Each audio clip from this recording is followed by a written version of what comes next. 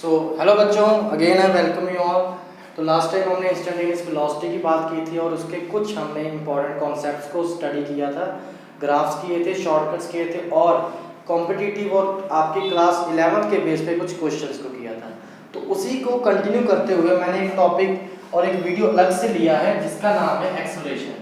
और ये अलग से इसलिए लिया क्योंकि बच्चों को बड़ी प्रॉब्लम आती है कि जब भी वीडियो लंबा जाता है तो उनको उनसे देखा नहीं जाता और इसलिए कहते हैं सर हम बोर हो चुके हैं।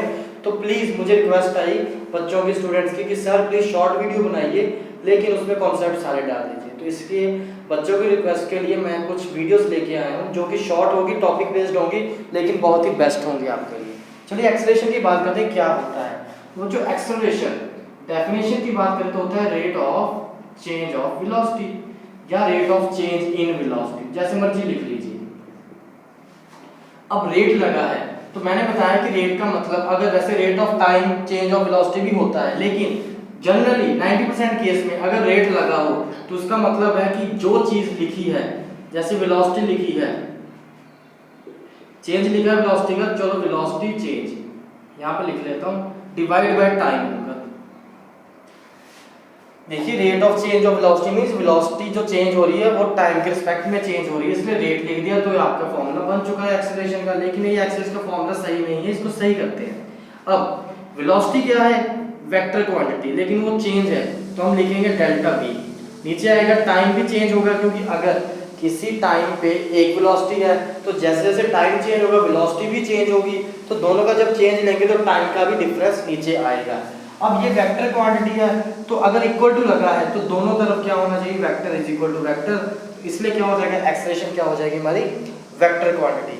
अब जरा शॉर्टकट में इसका यूनिट देख लीजिए, इसका unit metre per second, velocity का मीटर पर सेकंड और नीचे भी सेकंड, तो मतलब metre divide by second square, इसका क्या हो गया? SI unit. लेकिन बच्चों हमने जो टॉपिक करना है वो इसके बेस पे नहीं करना, क्योंकि ये तो एवरेज वेलोसिटी बताएगा, एवरेज एक्सेलरेशन बताएगा। जैसे एवरेज वेलोसिटी पढ़ा था, डिट्टो वो ऐसे ही है, सेम टू सेम है एवरेज एक्सेलरेशन। लेकिन हमने जो टॉपिक स्टडी करना है आज वो है इंस्टेंटेनियस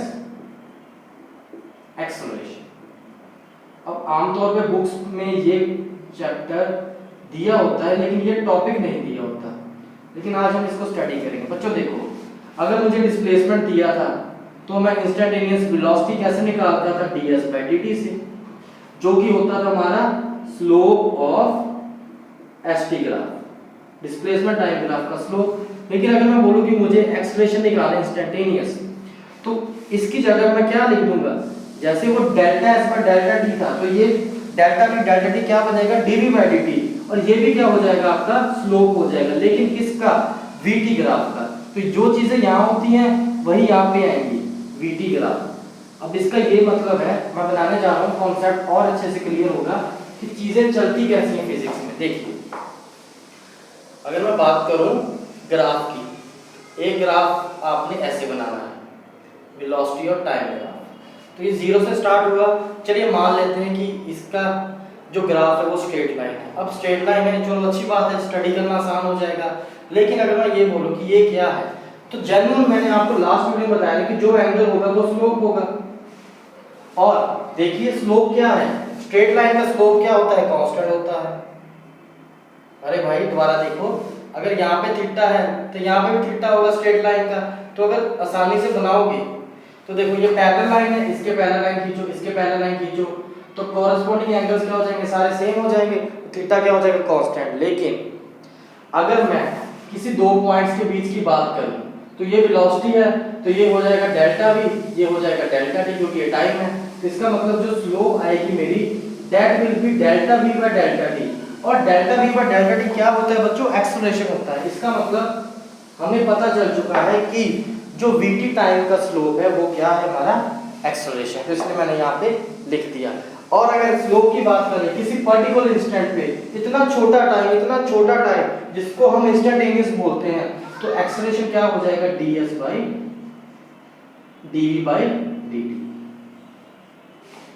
चलिए ये कॉन्सेप्ट समझ में आया, तो थोड़ा सा और कॉन्सेप्ट देख लेते हैं, फिर हम क्या करेंगे? इसके न्यूमेरिकल्स करेंगे, जिससे आपको और क्लैरिटी मिलेगी। और न्यूमेरिकल्स ज़्यादा नहीं है, जितने भी हैं बड़े कंसेप्चुअल और बड़े इजी हैं। तो सबसे पहले वो सुनने के लिए, समझने के लिए ग्राफ को समझ लीजिए, वी टी। अगर मैं बोलूँ कि वी टी ग्राफ ऐसा है, चलिए थोड़ा सा अच्छा बना लेते हैं, ऐसा है, ज़्यादा ऊपर चला गया। अगर मैं बोलूँ कि ये एंगल क्या है, थीटा 1, तो आपको मैंने बोला था कि जिस पॉइंट पे एंगल चाहिए वहाँ पे स्लोप खींचनी होगी, क्योंकि कर्व जा रहा है। अगर मैं इस पॉइंट की बात करूँ तो एंगल आ जाएगा थीटा 2, इस पॉइंट की बात करूँ तो एंगल आ जाएगा थीटा 3। तो ग्राफ देखने से समझ में लग रहा है कि थीटा क्या है, इंक्रीज हो रहा है, थीटा इज इंक्रीजिंग।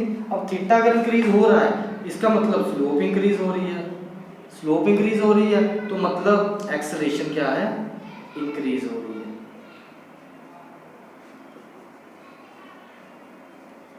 तो देखिए कितना गजब का कंसेप्ट आया कि जो एसटी ग्राफ में हमने देखा था वही चीज अगर यहाँ पे अप्लाई करें एक्सेलरेशन निकालने के लिए वीटी ग्राफ में, तो कॉन्सेप्ट्स कहीं ना कहीं जाके सिमिलर होते हैं और हमें अंडरस्टैंडिंग में बड़ी हेल्प मिलती है। और यही चीज़ है, यही क्वालिटी के लिए मैंने ये टॉपिक अलग से रखा है, क्योंकि अगर एक वीडियो में सब कुछ मेंशन कर देंगे तो इतनी कंफ्यूजन हो जाती है बच्चों को कि ना तो वो वीडियो पूरी देख पाते और ना ही अच्छे से क्वेश्चन प्रैक्टिस कर पाते हैं। तो मेरा मोटो ये है कि अगर मैंने आज एक्सेलरेशन पढ़ाया है तो आप अपनी बुक उठाएं और सारे के सारे न्यूमेरिकल्स जो मोशन इन 1D जो चैप्टर हमारा चल रहा है स्ट्रेट लाइन का, उसके बेस पे ग्राफ देखिए, क्वेश्चंस कीजिए और डाउट्स अपने कमेंट बॉक्स में कमेंट कीजिए। चलिए इसके बेस पे आप कुछ क्वेश्चंस करते हैं। अब बारी आ गई कि हम कुछ क्वेश्चंस करें,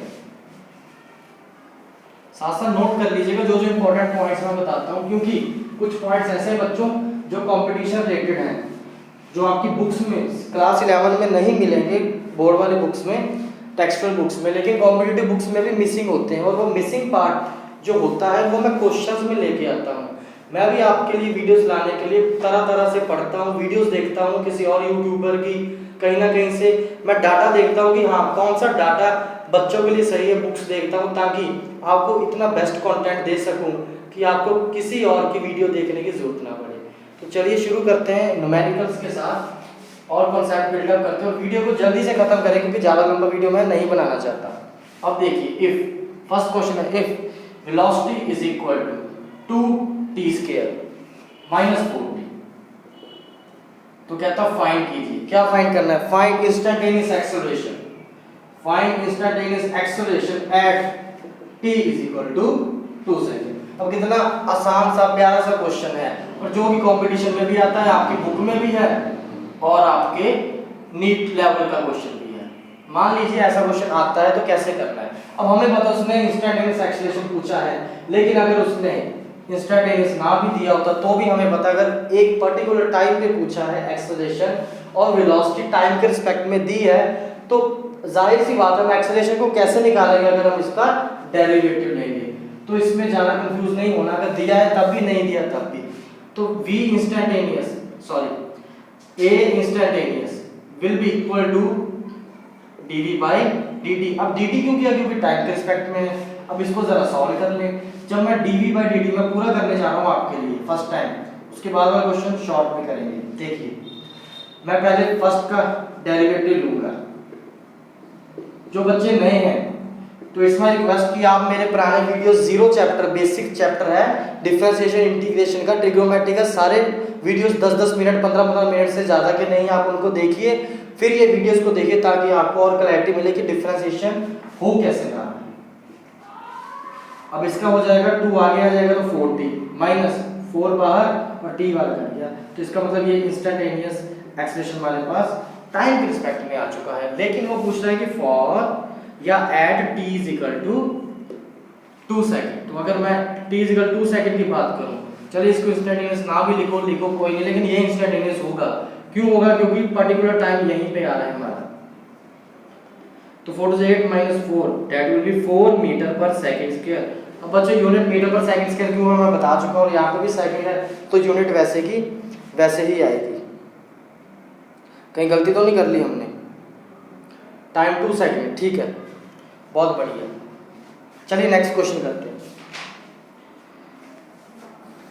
if s is equal to, अब उसने वेलोसिटी ना देकर डिस्प्लेसमेंट दे दिया और क्वेश्चन को इस तरह से मोल्ड कर दिया कि बच्चे क्वेश्चन ही छोड़ आते हैं। देखिए कैसे, if displacement is equal to T cube minus 6t square, T cube minus 6t square find a part, एक ही पार्ट है the acceleration when body is at rest, find the acceleration when body is at rest. अब देखिए ये question अगर देखें तो मैंने बोला था कि इस लाइन में मतलब छुपा होता है, तो मतलब यही है कि वेलोसिटी को जीरो करो। अब अगर वेलोसिटी को जीरो करना है तो क्या करेंगे, ds by dt must be equal to zero. अब ds by dt मतलब इसका इंटीग्रेशन, वो हो जाएगा 3t square minus 12t is equal to zero. अब इसको जीरो करेंगे तो t की वैल्यूज आएंगी, वो वैल्यूज निकाल लेते हैं। 3t t minus 4 is equal to zero. अब या तो t जीरो होगा या t होगा 4 सेकंड। तो हमारे पास क्या है, दो वैल्यूज आ गई t की, लेकिन उसने हमसे t की वैल्यूज नहीं पूछी, उसने हमसे एक्सेलरेशन पूछा है। और हमारे पास अगर देखा जाए तो ये v है, क्योंकि ds by dt v होता है, इसका मतलब ये v की वैल्यू है और हमें इंटीग्रेट डिफरेंशिएट करना है v के रिस्पेक्ट, v को टाइम के रिस्पेक्ट में। तो ये v उठा के हम यहाँ पे लिख देंगे। अगर किसी बच्चे को समझ नहीं आया तो देख लीजिए, ऐसा में दिया था T Q minus 6t square, तो ds by dt क्या होता है, वेलोसिटी, तो वो आ जाएगा 3t स्क्वायर माइनस 12t। तो उसी को मैंने यहाँ पे पुट किया। अब एक्सेलरेशन निकालने के लिए इसका derivative 3 to the 6t minus 12। अब हमारे पास दो टाइम है, एक टाइम है 0 और एक टाइम है हमारे पास 4 सेकंड। तो पहले t को 0 पुट किया तो acceleration will be 12 metre per second square, easy. अब सेकंड 4 पुट कर 6 पर 24 माइनस, मतलब acceleration and plus 12 metre per second square. अब देखिए इसमें क्या सिखाना था आपको कि एक्सेलरेशन नेगेटिव है और पॉजिटिव है। तो पहले तो एक्सेलरेशन दो तरह की होती है कि अगर बॉडी की वेलोसिटी कम हो रही है तो वो नेगेटिव एक्सेलरेशन है, और अगर बॉडी की वेलोसिटी ज्यादा हो रही है, इंक्रीज हो रही है, तो वो है पॉजिटिव एक्सेलरेशन। पॉजिटिव को पॉजिटिव भी बोलते हैं, लेकिन नेगेटिव को रिटार्डेशन भी बोलते हैं। तो हम बोलेंगे कि टाइम t इक्वल टू 0 पे रिटार्डेशन हो रहा है बॉडी का। क्या हो रहा है, रिटार्डेशन। रिटार्डेशन मतलब रिटार्ड हो रही है बॉडी, क्या है, धीरे धीरे धीरे धीरे रेस्ट की तरफ आ रही है। तो जब अगर रेस्ट की तरफ आ रही है तो देखिए t 0 पे वो रेस्ट की तरफ आएगी। और एक केस होगा जब बॉडी रेस्ट पे कब आएगी, t इक्वल टू 4 सेकंड पे, जबकि एक्सेलरेशन बॉडी की उस पॉइंट पे क्या होगी, 12 मीटर पर सेकंड स्क्वायर। तो यही थे आज के क्वेश्चन। अब इसमें कुछ टू डायमेंशनल के क्वेश्चन आते हैं जो कि वेक्टर के बेस पे होते हैं, जो कि मैं आपको नहीं करवाने वाला। क्यों नहीं करवाने वाला, सुन लीजिए। अब ये क्वेश्चंस अगर मैं यहाँ पे करवाऊंगा तो बहुत सारे बच्चे वीडियो छोड़ के भाग जाएंगे, चैनल पे कभी नहीं आएंगे, जो कि मैं नहीं चाहता। मैं चाहता हूँ कि मैं आपको जैसे ही वेक्टर चैप्टर पढ़ाऊंगा, जो कि इसका अगला चैप्टर है, तो उस चैप्टर को कराने के बाद या उसी चैप्टर में मैं कुछ ऐसे क्वेश्चंस लूंगा जो मोशन इन 1D या 2D के मिक्सचर होंगे। तो हम कॉन्सेप्ट को इतना स्ट्रॉन्ग कर लेंगे कि आपको कहीं पे ये नहीं लगेगा कि हाँ ये वाला क्वेश्चन यहाँ पे क्यों आया, वहाँ पे आना चाहिए था। तो जिस क्वेश्चन की जगह जहाँ पे है मैं वहीं पे लेके जाऊँगा और आपको अच्छे से पढ़ाऊँगा। चलिए, उम्मीद करता हूँ समझ आया होगा आज का वीडियो। नेक्स्ट लेक्चर जरूर देखिएगा, क्योंकि उसमें मैं कुछ और शॉर्ट ट्रिक्स लेके आऊँगा। डायरेक्शन ऑफ मोशन देखेंगे, पता करेंगे कि बॉडी कब मोशन में होती है कब नहीं होती। सिर्फ एक स्टेटमेंट देख के हम कैसे गैस कर पाएंगे, और उसके बाद कुछ ग्राफ्स देखेंगे। धीरे धीरे धीरे करके चैप्टर को खत्म करेंगे और बड़े तौर तरीके से अगला चैप्टर शुरू करेंगे। थैंक यू सो मच जुड़े रहने के लिए। फिर से मिलेंगे।